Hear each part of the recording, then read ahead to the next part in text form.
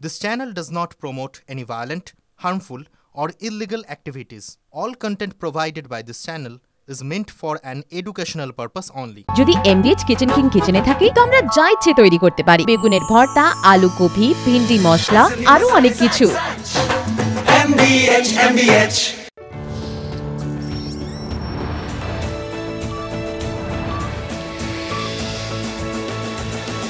বিকেল ৫টা শুরু করছি আজকের পাঁচ কথা মানে এখনো পর্যন্ত যা যা ঘটে গেল তার মধ্যে থেকে ঝাড়াই বাছাই করে সেরা খবর নিয়ে আসি আপনাদের সামনে আমি মঞ্জিরা। আজ শুরুতেই নজর রাখবো কোন দিকে, রহিম বকশির খবরে। রহিম বকশি অর্থাৎ আব্দুর রহিম বকশি তৃণমূল বিধায়ক, তার নিরাপত্তার বাড়ানোর দাবি করলেন কে? বিজেপি নেতা অর্জুন সিং। বারবার হুমকি তৃণমূলের মালদা জেলা সভাপতি আব্দুর রহিম বকশির, কখন গায়েব হয়ে যাবে তার ঠিক নেই, সেজন্য অবিলম্বে ওকে জেড প্লাস সিকিউরিটি দেওয়া হোক বললেন প্রাক্তন বিজেপি সাংসদ অর্জুন সিং। শুনুন অর্জুন সিং কি বলছেন। যে ধরনের লোকের কাছে অপমান করে, যে ধরনের লোককে ধমকায়, যে ধরনের লোকগুলোকে গালাগালি করে, ওর মতন একটা চুনোপুটি লোক যে কোনো সময় পিক অ্যান্ড চুজ হয়ে যেতে পারে। ওকে লোক কখন পিটিয়ে মেরে দেবে কোনো ঠিক নেই। পিক অ্যান্ড চুজ মানে কখন গায়েব হয়ে যাবে। ভাবছে ও একটা মালদাতে বসে আছে, তা ওকে কেউ কিছু করবে না। মূর্খ স্বর্গে বাস আছে। আরে অপারেশন সিন্দুর দেখিনি নাকি? এখান থেকে পুরো গিয়ে ওখানে সব শেষ করে দিল। কে কার সঙ্গে বদলা নিয়ে নেবে, পরে আমাদের ঘাড়ে দোষ চাপাবে। আমি উনাকে রিকোয়েস্ট করছি ওর জেড প্লাস সিকিউরিটি করে নিজের মতন সিকিউরিটি রাখুন, নাহলে পরে বলবেন অর্জুন সিং এই করে দিয়েছে ওই করে দিয়েছে। এই মুহূর্তে তৃণমূল বিধায়ক আব্দুর রহিম বকশি আমাদের সঙ্গে রয়েছেন। রহিম সাহেব, দেখুন অর্জুন সিং এর বক্তব্য আপনাদেরকে শোনালাম। আপনি মালদার জেলা সভাপতি তৃণমূলের, আবার অর্জুন সিং তিনি তো ব্যারাকপুরে বসে রয়েছেন, তিনি হঠাৎ এ ধরনের কথা বলছেন কেন বলুন তো?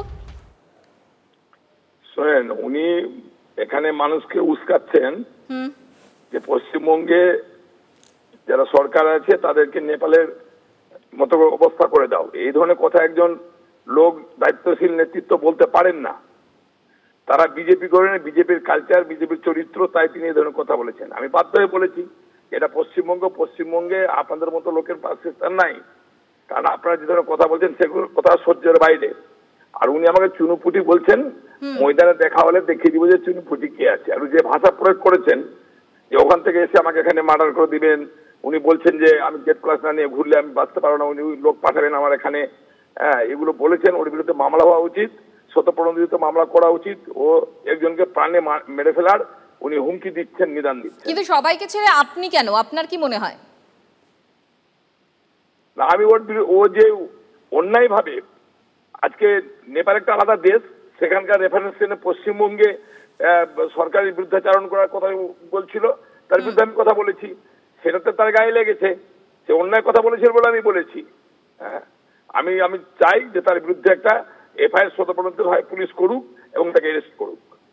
ধন্যবাদ আপনাকে আমাদের সঙ্গে কথা বলার জন্য। আব্দুর রহিম বকশির সঙ্গে আমরা কথা বললাম এবং তিনি কিন্তু পাল্টা বললেন যে অর্জুন সিং যে কথা বলেছেন ময়দানে দেখা হবে, তিনি বুঝে নেবেন। এর আগে বিজেপির দিকে আক্রমণ শানাতে একাধিকবার হুমকি হুঁশিয়ারি দিয়েছেন এই তৃণমূল বিধায়ক তথা মালদা জেলা তৃণমূল সভাপতি আব্দুর রহিম বকশি। কি বলেছিলেন শোনাই আপনাদের। মানুষ যারা কাজ করে বাইরে পরিযায়ী শ্রমিক, তারা কেউ বাঙালি নয়, পশ্চিম বাংলার নয়, তারা রোহিঙ্গা, তারা বাংলাদেশি। এই চিৎকার করে তিনি বললেন। আমি তখনও বলেছিলাম, আজকেও বলছি, ওহে বন্ধু বিজেপির বিধায়ক, যদি এর পরে তোমার মুখে যদি এই কথাটা আরেকবার শুনি যে আমরা বাঙালিরা বাংলাদেশি, আরেকবার যদি শুনি যে আমরা বাঙালিরা রোহিঙ্গা, তোমার মুখের ভিতরে এসিড দিয়ে তোমার কণ্ঠটাকে পুড়িয়ে ছাই করে দিব। বিজেপিকে বারবার বিঁধেছেন আব্দুর রহিম বকশি, বক্তব্য আপনাদেরকে শোনালাম। এবার শোনাই, আবারও শোনাই অর্জুন সিং এর প্রেক্ষিতে কি বলছেন। যে ধরনের লোকের কাছে অপমান করে, যে ধরনের লোককে ধমকায়, যে ধরনের লোকগুলোকে গালাগালি করে, ওর মতন একটা চুনোপুটি লোক যে কোনো সময় পিক অ্যান্ড চুজ হয়ে যেতে পারে। ওকে লোক কখন পিটিয়ে মেরে দেবে কোনো ঠিক নেই। পিক অ্যান্ড চুজ মানে কখন গায়েব হয়ে যাবে। ভাবছে ও একটা মালদাতে বসে আছে, তা ওকে কেউ কিছু করবে না। মূর্খ স্বর্গে বাস আছে। আরে অপারেশন সিন্দুর দেখিনি নাকি? এখান থেকে পুরো গিয়ে ওখানে সব শেষ করে দিল। কে কার সঙ্গে বদলা নিয়ে নেবে, পরে আমাদের ঘাড়ে দোষ চাপাবে।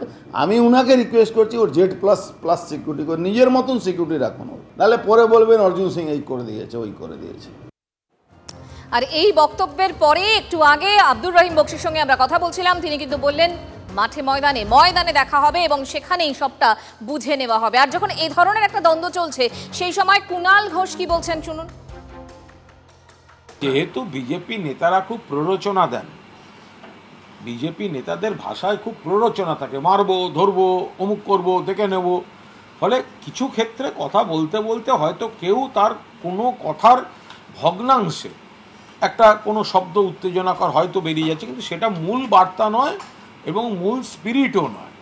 ফলে আমরা সবসময় এটা বিশ্বাস করি, মেরেছো কলসির কানা তা বলে কি প্রেম দেবো না। কাউন্টার করতে গিয়ে যখন আমাদের নেতারা কথা বলেন সেই সময় একটা দুটো শব্দ একটু হয়তো একটু উত্তপ্ত সামান্য হতে পারে, তাতে প্রেমে কোথাও বিঘ্ন ঘটছে না।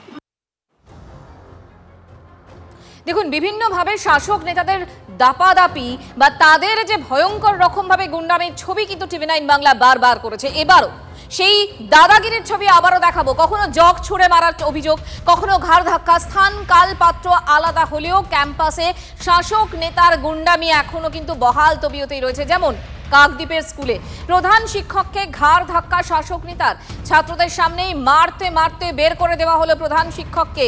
ঘটনার পর 24 ঘন্টা পেরোতে চললেও এখনো বহাল তবিয়তেই স্কুল পরিচালন সমিতির সভাপতি তৃণমূল নেতা ত্রিদীপ বারুই।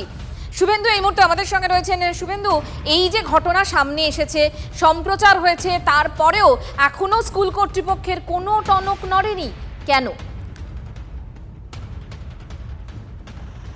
দেখো, এখনও পর্যন্ত স্কুল কর্তৃপক্ষের কোনো টনক নড়েনি। তার একটাই কারণ যে স্কুল পরিচালন সমিতি হচ্ছে তৃণমূলের একেবারে শাসক দলের ছত্রছায়ায় রয়েছে এবং এই সভাপতি, যে স্কুল পরিচালন সমিতির সভাপতি ত্রিদীপ বারুই, তিনি হচ্ছেন স্থানীয় বিবেকানন্দ গ্রাম পঞ্চায়েতের মেম্বার এবং ফলে এর একটা দাপট রয়েছে।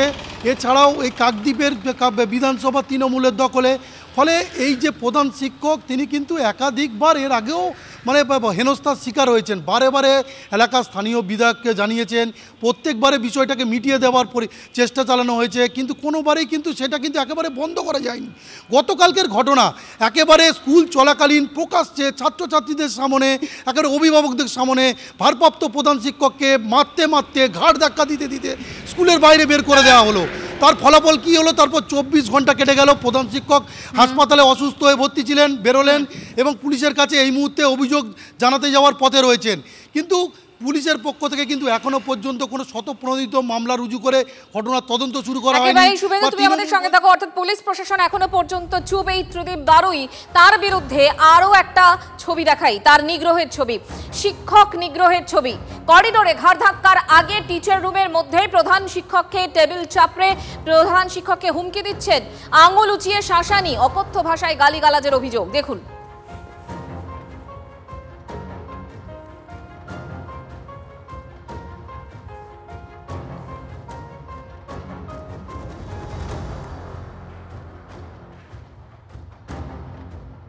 শুভেন্দুর কাছে আবারও চলে যাই। শুভেন্দু, দেখো, আমার প্রশ্ন হচ্ছে, এই যে পরপর আমরা ছবিগুলো দেখাচ্ছি পাশাপাশি উইন্ডোতে, এই ধরনের ঘটনা কতদিন ধরে চলছে?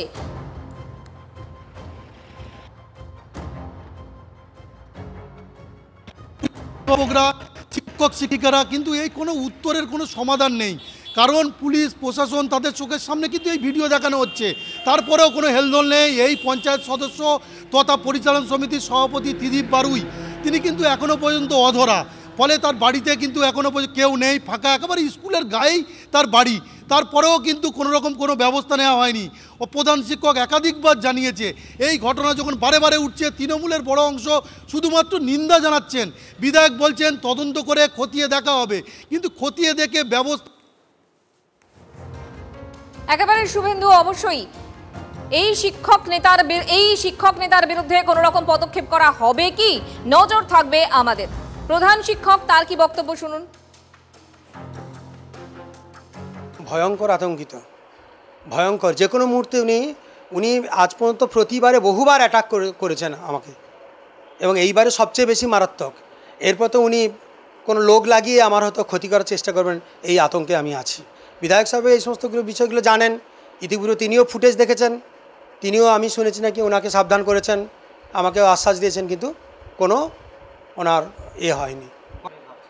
আমি ভীষণ, আমি তো on the verge of retirement, এইসব নিয়ে কোর্ট কেস এইসব চালু হলে আমার একটা দুশ্চিন্তার বিষয় থাকছে, আমার অবসরকালীন বিষয়ে।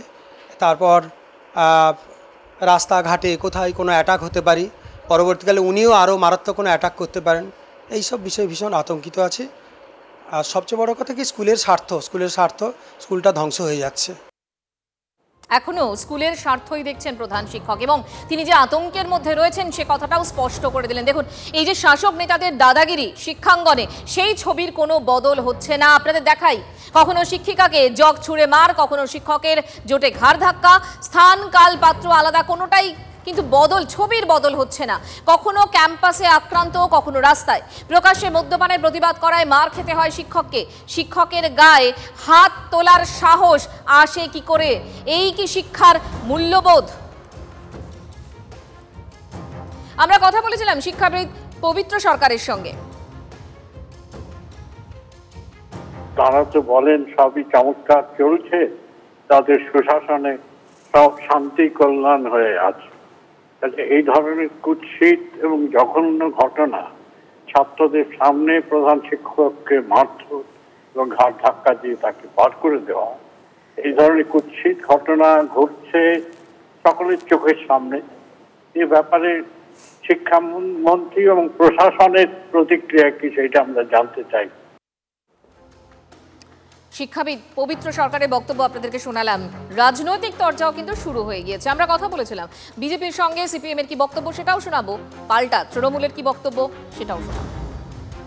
এটা প্রমাণ করছে যে পশ্চিমবঙ্গে শিক্ষা ব্যবস্থার কি অবস্থা।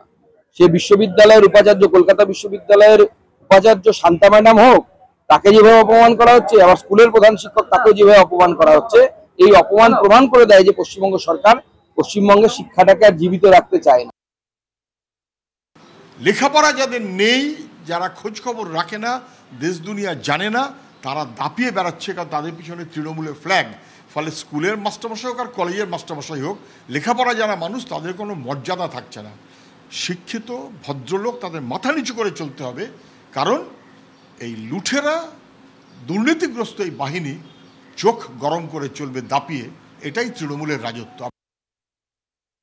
পরিচালন সমিতির সভাপতি হলেই সে মাথা কিনে নিতে পারে না, এটা বুঝতে হবে। আপনি যেরকম পরিচালন সমিতির সভাপতি, আপনার যেরকম পদের সম্মান আছে, প্রধান শিক্ষকেরও পদের সম্মান আছে, এবং প্রধান শিক্ষকের মর্যাদাটা অনেক বড়। স্কুলের মধ্যে এই ধরনের নৈরাজ্য কখনো বরদাস্ত হতে পারে না। ইতিমধ্যেই ডিপার্টমেন্টাল এনকোয়ারির নির্দেশ গিয়েছে, প্রয়োজন পড়লে তাকে সরিয়ে দেওয়া হবে, শুধু তাই না, তার বিরুদ্ধে অ্যাকশনও নেওয়া হবে। তৃণমূলের নেতারা শিক্ষা প্রতিষ্ঠানকেও ছাড়ছে না। শিক্ষক সমাজ আজ নিরাপত্তাহীন। শিক্ষা নয়, সন্ত্রাসী এদের একমাত্র পরিচয়। শিক্ষাঙ্গনে এই সন্ত্রাসী তৃণমূলের আসল চেহারা। শাসক দলকে আক্রমণ করে সোশ্যাল মিডিয়ায় পোস্ট শ্রমিক ভট্টাচার্য।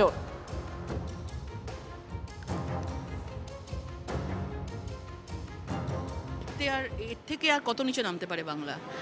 যেখানে আমরা ঈশ্বরচন্দ্র বিদ্যাসাগরের বাংলা বলি, রাজা রামমোহন রায়ের কথা বলি, সেখানে 26,000 শিক্ষককে পথে বসিয়ে দেওয়া হলো। আর সেখানে একজন শিক্ষককে এরকমভাবে অসম্মান করে দিচ্ছে এ রাজ্যের একজন মহিলা মুখ্যমন্ত্রী হয়ে, তাহলে ভেবে দেখুন আগামী দিনের প্রজন্ম, যারা আজকে ছাত্র, আমরা যাদেরকে বলি ছাত্র যুব যারা রয়েছে, তারা কি শিখবে? তারা তো আগামী দিনে শিক্ষকদের এইভাবেই সম্মান করবে, নিজের মা বাবাকেও সম্মান করতে পারবে না। এবং এই জিনিস বন্ধ হওয়ার দরকার আছে, এবং আমার মনে হয় এই সরকার থাকতে এই জিনিস আরও বাড়বে। এই সরকার গেলে, আমাদের ভারতীয় জনতা পার্টির সরকার এলে, তবেই আমরা সেই জায়গাটাকে ঠিক করতে পারব।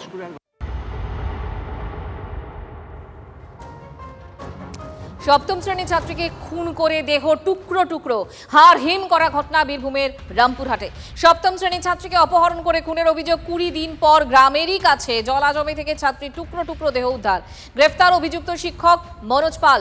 ধৃতকে 9 দিনের পুলিশ হেফাজতে নির্দেশ আদালতের। কেন খুন করা হলো ছাত্রীকে, তদন্তে পুলিশ।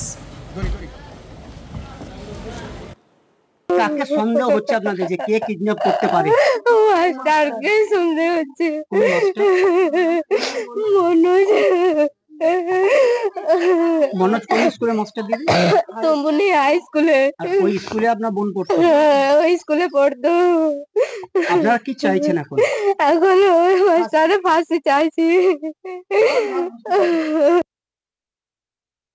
এই কিডন্যাপের পেছনে আমাদের যে মাস্টার, কমিউনিস্ট স্কুলের মাস্টার মনোজ কুমার পাল বাড়ি, নাম ওর। তা ওকে মাস্টার মেয়েটাকে নিয়ে কিডন্যাপ করে নিয়েছিল। তা মাস্টার মেয়েটাকে মেরে ফেলেছে, একবারে শেষভাবে মেরে ফেলেছে। তা এই যে মাস্টারকে সবাই আমরা অভিভাবক ভাবি, মাস্টারের উপর আমাদের শ্রদ্ধা থাকে, এই শ্রদ্ধা মাস্টার শেষ করে দিল, মাস্টার সমাজকে একবার কলঙ্ক করে দিল। তাই মাস্টারকে আমরা চাই চরম শাস্তি, যেন ফাঁসির থেকেও কড়া শাস্তি দেওয়া হয়, এটাই আমাদের আপনাদের কাছে নিবেদন থাকলো। বিশ্বকর্মা পুজোয় প্রাণ কাড়ল ঘুড়ির চীনা মাঞ্জা। চীনা মাঞ্জায় গলা কেটে মৃত্যু প্রাক্তন সেনা জওয়ানের। খড়দহে কল্যাণী এক্সপ্রেসওয়ের ওপর ঘুড়ির সুতোয় কাটল গলা। এয়ারপোর্টে কাজে যাওয়ার পথে বেঘোরে মৃত্যু। চীনা মাঞ্জায় বারবার দুর্ঘটনার পরও কেন নেই নজরদারি, প্রশ্ন উঠছে আবারও।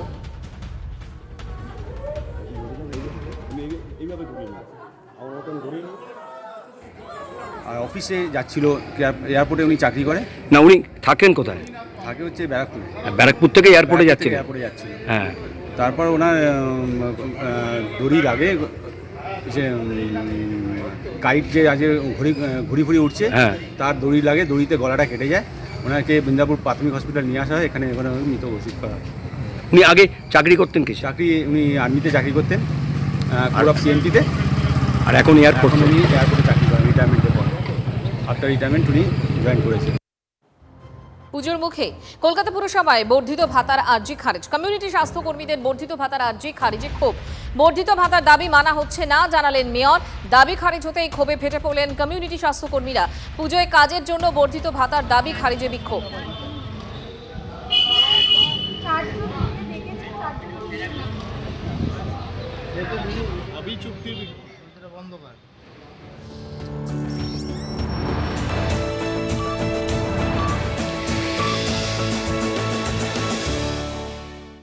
বাহ, এবার হয়েছে স্বাদ। হ্যাঁ, অপূর্ব স্বাদ। এমডিএচ এর চাঙ্কি চাট মশলা, জীবনে আসল স্বাদ জাগলো। আসল মশলা, এমডিএচ।